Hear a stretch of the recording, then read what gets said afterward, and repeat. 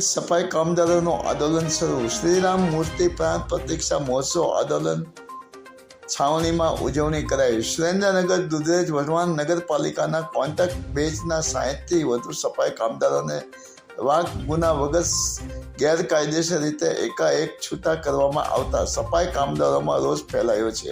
ત્યારે આજથી સફાઈ કામદારો સોમવારના રોજ પ્રતિક ધરણા ઉપર બેસી ગયા છે. દેશના દરેક લોકો શ્રીરામ ભગવાનની મૂર્તિની પ્રાણ પ્રતિષ્ઠા મહોત્સવની ઉજવણી પોતાના ઘરે કરે છે. ત્યારે સફાઈ કામદારો રોડ ઉપર આંદોલન છાવણીમાં મહોત્સવ ઉજવણી સાથે નગરપાલિકા સામે આંદોલનની શરૂઆત કરવામાં આવી છે. જેમાં કાયમી કર્મચારીઓને નિવૃત્ત થયેલા છે તેમને પણ ગ્રેજ્યુટી અને પ્રોવિડન્ટ ફંડ મળેલ નથી તેવા નિવૃત્ત કર્મચારીઓ સમર્થન આપ્યું હતું. અને જો સફાઈ કામદારોના પ્રશ્નો વહેલી તકે નિરાકરણ લાવવામાં નહીં આવે